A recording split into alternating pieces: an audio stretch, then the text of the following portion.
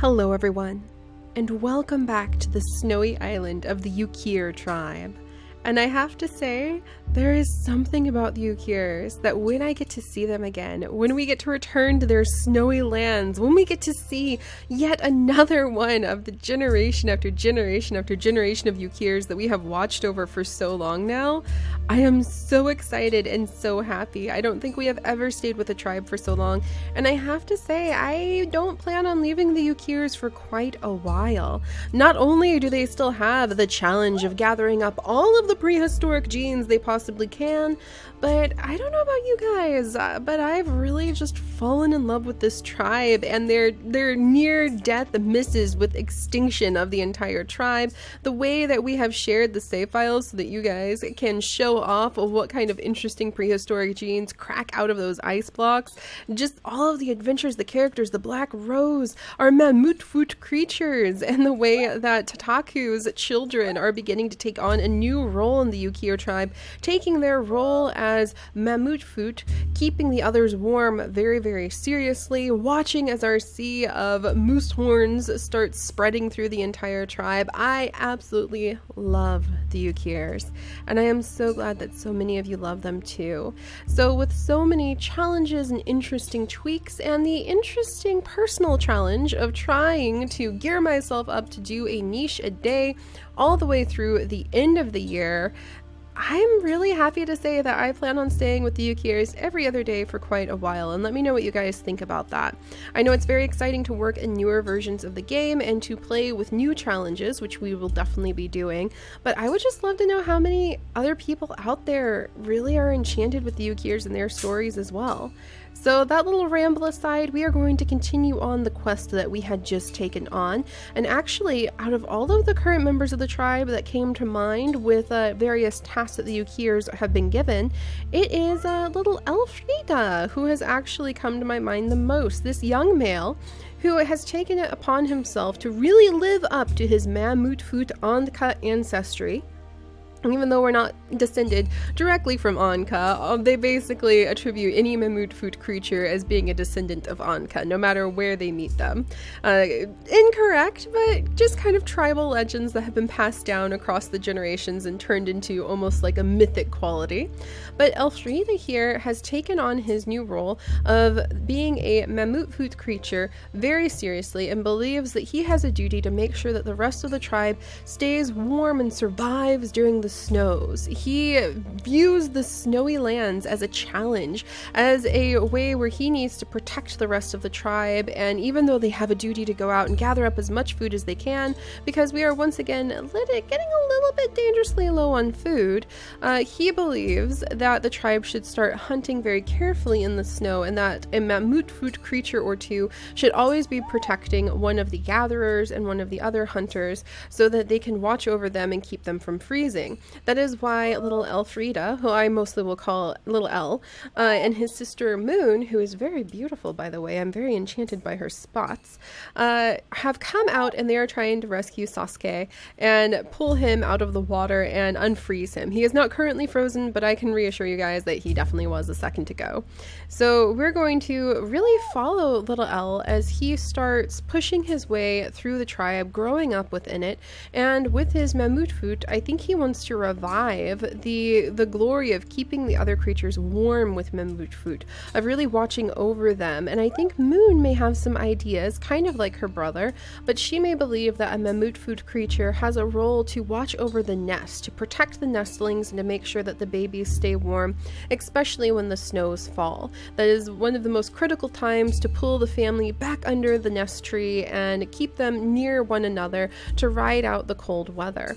So we're going to start seeing a lot of personality and a lot of new interpretations of the young ones believing their role in the tribe and finding their way forward as these little ones age. And we are also going to keep an eye on El and Moon, because we're going to have to see if maybe we'll have to breed them in the future. They both have the Megahorn recessive.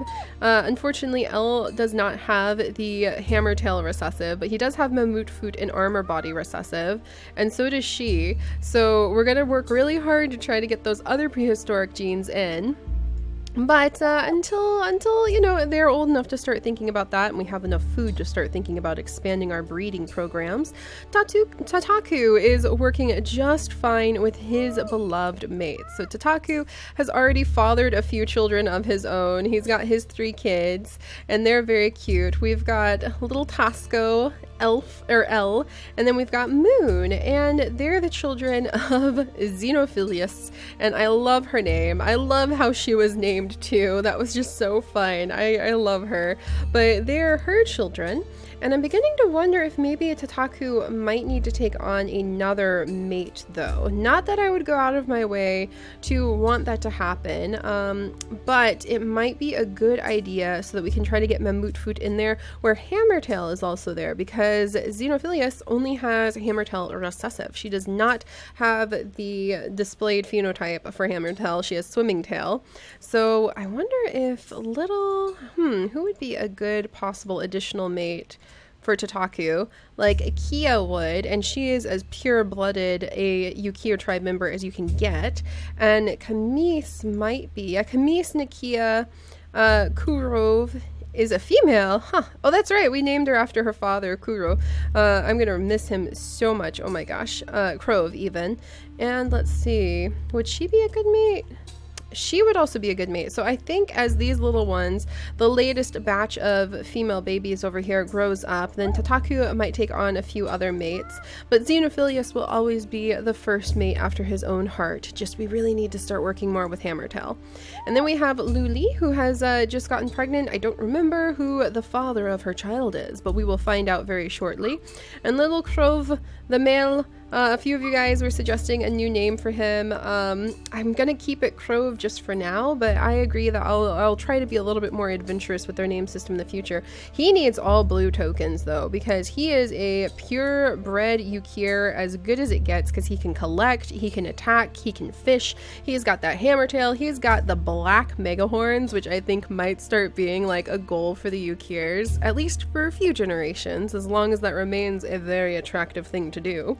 He's got the cracker jaw, and he's got armored body, so he is going to be very, very popular with the females once we get up and going too. And speaking of females and popularity with them, we have little Mamisko, who I think actually, unfortunately, can't even feed herself very well. Okay, she can feed herself a little bit, so she might come over and live by this waterfall, and we might even breed her with one of my fishing-tailed creatures. Kirnu, are you going to live long enough? I don't think Kirnu will live long enough, but we might send Mamisko over there and have her settle down by the waterfall so she can try to help with fishing at the very least, because food is getting a little bit tight. So we're gonna see if we can get everybody who was freezing, not frozen, and back to safety. And I think that especially young Elle is going to be very insistent to all of the tribe, standing up on top of the snowy rocks and reminding them the snow is falling from the sky and we must band together. So wandering off on your own, like Sasuke was over here, and like we had way over here on the other side of the island with Shira and Nota, that's too dangerous. When the snow falls, the tribe must band together to stay warm, and if anyone goes out, they must go in a group. I think that even at his young age, Elle would be extremely vocal about that. So all of those things said, all of that set up for the culture of our Yukir tribe, let's dive in and see what Luli's new baby is going to be. And what do I have set over here? Cracker jaw and normal eyes, probably good things to have. Can't remember who got her pregnant. Was it Krove? Is this no, new eye? Oh dear, we have a sickly baby boy. No. And because it's so cold and because everyone is supposed to pull into the nest, I wonder if we would banish this sickly child. I don't really want to, but that makes a lot of sense to just like try to, especially with a lack of food, to try to kind of sadly and lovingly just set him out in the frozen water to like prevent him from being in pain any longer than he needs to be. Or maybe we'll send him up to a hot springs, but there's not enough food for that. I wonder if there's just like this sad sort of returning the baby to Yuki, the snow god, by leaving him out in the snow when he's sick and there's not enough food. That made myself sad. Alright, anyway, we're gonna name him Brothix, which is one of the names that you guys have suggested and given me. And the poor little one, dang it. Let's see, was he purebred?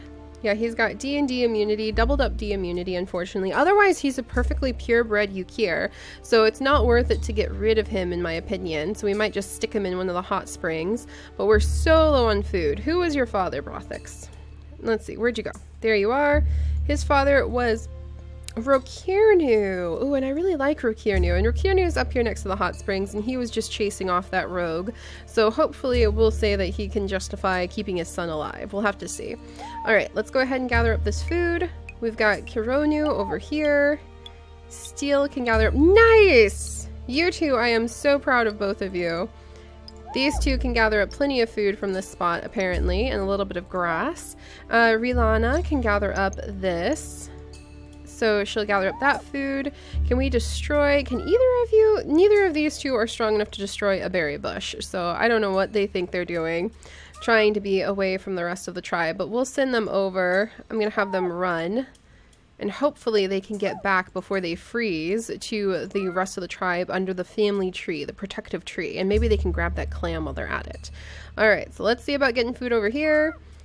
Sasuke is starting to freeze again. He was headed off. There's a little bit of food down here, but I think it's in water that's a little bit too deep. Definitely might want to start revisiting that idea of making a water ability Yukirs. I just don't think it's something that they would do easily. We'll have to wait till Gills like pops in as a surprise again. But for food sources, can we smell anything really enticing? Most of what? There's a healing plant over here. What? I don't remember if we remembered that. Alright, there's not really any... Yeah, nothing nearby really indicates any predators or any big sources of prey. And going into the water that deep is probably very risky. I think this deep is like as deep as you can go. So probably better to stay near this berry bush. So we're going to go ahead and pull Sasuke up. He's now warm. I think that'll make Moon very happy, and she'll be happy, hopefully, hoping that her brother will be happy. And Elreda can come over here. He would probably have Moon come back up, and everybody can sit under this tree and gather up a little bit of food. Krovi is getting cold, so we're going to have Dad move back over. There we go. See? Or not Dad, but we're going to have Tataku move back over. And now he has helped to warm up his group by keeping them wrapped up in his arms nearby. So as long as they stay in this little triangle formation, then they should be able to stay warm enough to stay alive in the snows. So, oh, I'm so proud of you, Tataku. I needed that bit of warmth that the Mammoth Foot can offer. All right, let's go ahead and kick this. Wonderful, got another nut.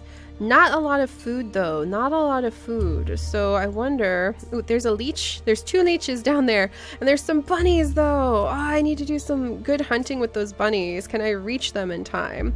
Let's see. We're gonna have Rokirnu. Can he dive over there? Oh. He's got one of the bunnies! Yes! So Rokirnu got one of the bunnies, and Camise, I think, is very excited about that. And we'll have Akia come over, and now they're all together in a big group, and they can stay nice and warm, which is important. And Mamisko, I almost wonder if I should release her, but she can help out with gathering this food at least. And I'll send her over in case maybe Kirnu or Steel could use her as a possible mate. Actually, she would make a good mate for Steel. And we might actually flirt a little bit with the idea, and Kirnu, if she lives long enough to get to Kirnu, she could be a good mate for him. We might see if Misko is going to end up being the surprising twist to being able to add in water aware Yukir into the family tree. So we'll have to see about that.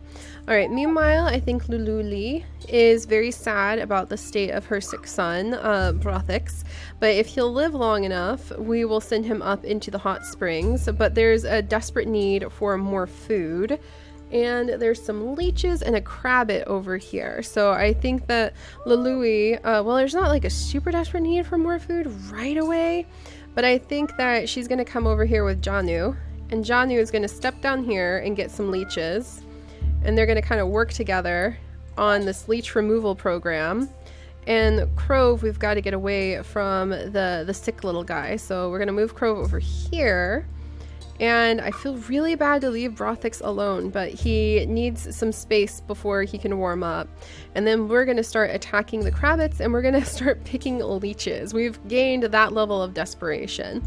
But Luli would be listening to Elreda and his commands that they try as much as they possibly can to stay in groups. I think that we did lose somebody last time to the cold, so everybody would be a little bit more aware that they need to stay as a group when it is snowing, because they did have some of their family members die, so hopefully that'll work out. All right, let's see what's happened next. No babies, please. The food. Oh, little one.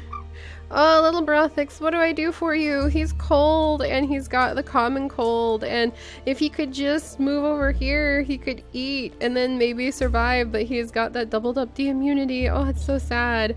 I wonder if the family, this is where the debates of if leaving him, knowing that it's too dangerous to cluster around him, if leaving him out for Yuki to claim back into the snows would be the kindest thing to do. Oh, that's so sad. All right, well, let's see. Let's get Mamisko jumped up here. Oh, she made it. Yes. All right. And then I think Kirnu on his last day of life has found love again. Oh my goodness, he has. Yay. And we'll go ahead and have him stay right here, and he will leave with Steel.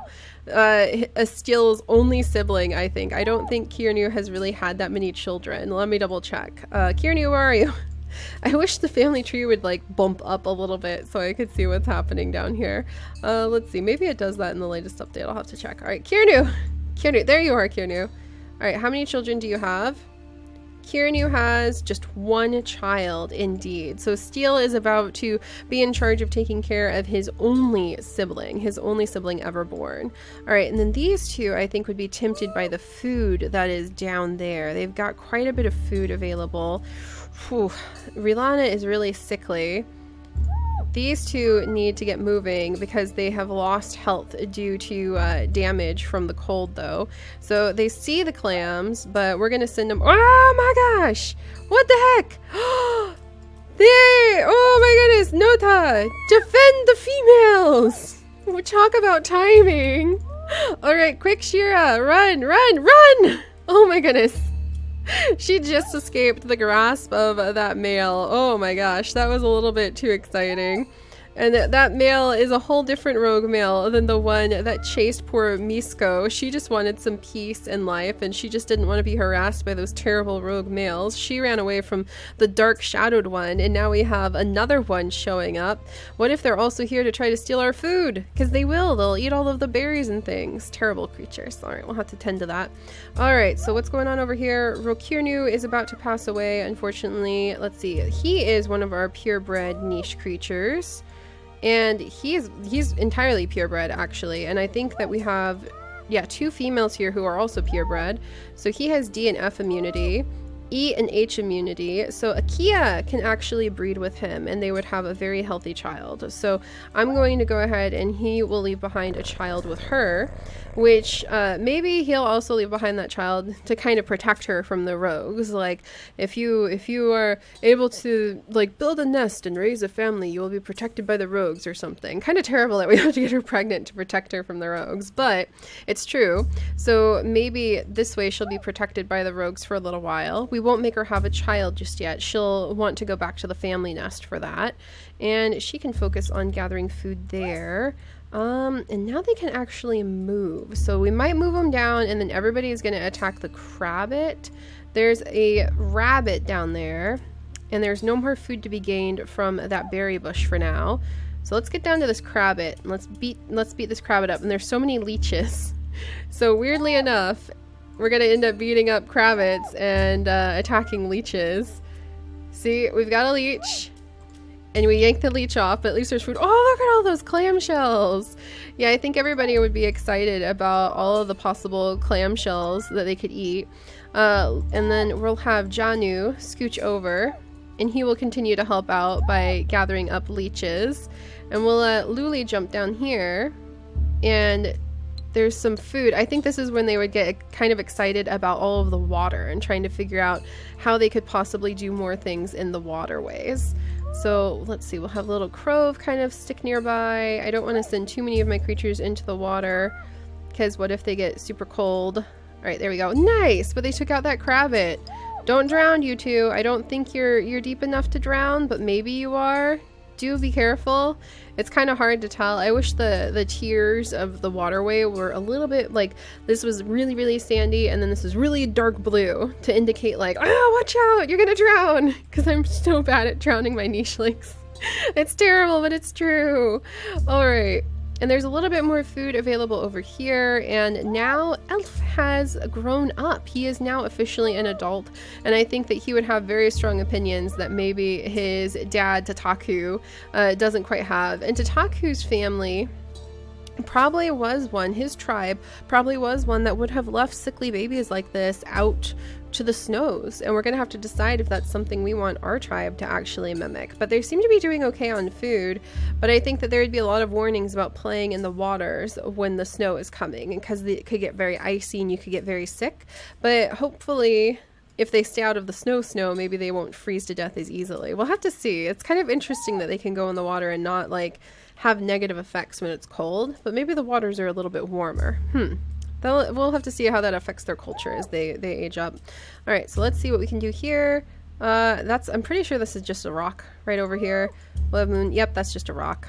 So that's just a rock, and we'll have, I think Elf will come down here and grab that clamshell, and I think he'd be okay to stay kind of where he's at, and he'll have his sister Moon kind of stay nearby too. Are the clamshells any closer? There's one clamshell that's kind of close, so we'll let Kalu jump down and grab it and then come back. I think maybe just making sure they don't end up staying in the water would be good, that they go back to the tribe and the rest of the tribe can kind of help groom each other and keep each other warm so that they're not left out in the cold. Probably pretty important. Xenophilius, I think she wants to have another child with her husband, or her mate, I should say, Tataku, and he'll go ahead and stomp down the snow to try to keep the snow away. And I think that they're trying to debate about what to do with poor little Brothix. I wish we could help him out more. And then Tasco has grown up. He has Mamutfoot as well. Very interesting gray fur with those dot patterns. Let's see. And he's got immunity D and F. Same as his sister, so possibly not good to mate with his sister. And Crovy over here is another one of our perfect purebloods. So I think Tataku will have to take on some new mates to get a little bit of genetic variation, and then we'll be able to tell who should be El's mate. And I think he'll be very strict about everybody going out in little hunting groups. So this over here would make him very happy. All right, we'll scooch little Crove up there so he can watch the proceedings. Alright, so everything's going good there. I think today we're going to say goodbye to Kirnu, who is our only guild creature who's left from the previous island. So I think he is like the eldest of the elders, more or less, who is now passing away. And we're going to see what his last child with Misko is going to be, and hopefully it is going to be a child that will be very good at swimming. We're gonna really cross our paws that we'll get that gills. They should have a fishing tail child, no problem. And is there anything? I think we'll try getting a claw in there so they can do more fishing maybe, or try getting Crackerjaw. Not Crackerjaw, we'll try getting we're gonna swap in gills just to try to push that a little bit harder, and then let's put down the nimble fingers so we can try to get cracking. So maybe we'll end up with a guild child with fishing tail who can dive into the waters and possibly save the Yukirs on those hard islands. So we're gonna say goodbye to Kirnu. Oh, it's so sad. And then we're going to go ahead and have Misko jump into the nest, and she is going to give birth to the next child, to Steel's only younger sibling. And Shira, no! Warm up, Shira! Alright, let's move Shira up here. Hopefully she'll stay warm. And then Misko can't even, she can gather up grass and that's it. And Shira has worked so hard on taking care of this tree, so she has done a good job. We're gonna, let's see, gather up Nota and Rilana. Rilana, why do you have that immunity C and H and I've not bred you? Ah! frantic, frantic. All right, I'm gonna have to go ahead and have Rilana have an emergency baby, even though we have like Gil's nimble fingers in there, because I need those immunities C and H's. I didn't even notice that I was about to lose those. All right, all that said, we haven't drowned. We're just a little bit chilly. Let's scooch Crove over here. There, and Crove, I think he would be kind of helping to keep the others warm, thank goodness. And then, yeah, that's swimming, so that's a little bit too deep. We can't reach those clamshells, unfortunately. No, Lily! Yeah, that's where the danger begins. And we'll have this guy, Janu, I think, doesn't really mind. He's an odd duck, but he doesn't really mind having the leeches on him. So Janu is fully fine with going ahead and gathering up leeches and coming back bleached and letting them lick them off him. So he's kind of a silly duck, but I like him a lot. Alright, meanwhile, Akia is ready to go ahead and have a child of her own, and little Brothix is now old enough that he is no longer like frozen in place. So I think he's only got like one move a turn, so I think they'll try to encourage him to go up to the hot springs so that he can relax there. He is a pure-blooded Yukir, and he would be a good mate for somebody like Akia or a good mate for somebody like Crove. So we'll have him move over here and we'll allow him to eat this last little healing fruit as our apology for having to leave him out in the cold for survival of the fittest when he was a little nicheling baby. Especially that must have been hard for somebody like Tataku, who believes that you should sit and you should take care of all of the little nichelings in the nest with mammoth food. But maybe because he's from a like tribe that really believed in protecting the nichelings in the nest, they also had very strict rules for what to do with sick nichelings, that they should return them to the snow as quickly as possible so that they would painlessly pass away in their sleep, and that way they wouldn't get the nestlings and all of the like really close-knit nichelings sick. And we lost an elder, no! Alright, well let's go ahead and we're gonna have Akia move up here. She is going to just kind of settle in, not have her baby just yet, but I think Akia would kind of come and just settle in to see what everybody is doing over here. And Moon can gather up these berries. Is your brother getting cold, Moon? Nope, Elf is fine. Alright, can he find any food? He has found... Ooh, there's a lot of food! There's a lot of clams over here. I think he would call down Moon, and he would call down Sasuke, and they can come on over and work as a group to collect up all these clams. Can Moon collect up clams? She cannot, but she can keep everybody warm, so she can watch over her brother. So this is kind of Elle's ideal situation, where you have hunting parties of 3 going out and foraging whilst the snows are still coming down. And Xenophilius, can I do anything with you, my dear? Might have her come over and kick this tree. And maybe she's getting a little hungry for some of these nuts. So there are some good nuts on this side, actually, and there's some good berries. Let's see. We'll have your son, or we'll have Crovey come back over. It's just kind of hard because we can't let anybody wander too far from one another while the snows are coming down like this. So a lot of our creatures, like little Tosco, just get to sit and watch and wait. Oh, maybe Tosco would be invited down. I think little Tosco would be invited down to do some clam hunting. He's old enough now. There we go. Now we just need to make sure Crovey doesn't freeze. So I think that Tataku would feel like he needed to stay with Akia because she's pregnant. All right. Well, our very last moments for today, you guys. I know we talked a little bit about their culture, to say the least, but I'm very happy that we did so. I love the Yukirs for that reason. And we are going to see what Mimisko's child and Rilana's child are going to be. So Steel is going to be welcoming in his only sibling he has ever had. Darn, we didn't get the gills! Oh my gosh, we didn't even get the... Why? We have Fishing Tail, but we don't have Fishing Tail. That is so funny. We have Armored Body Recessive. We have I and E immunity. That's such a random mix of everything. Alright, well, and we also ended up with Prickle Body. We ended up with 2 Spiky Bodies, and the snow has stopped. I think Elle is going to be a little bit alarmed by that, but it means that we'll be able to free our family up, and it maybe means that it's time to start spreading out.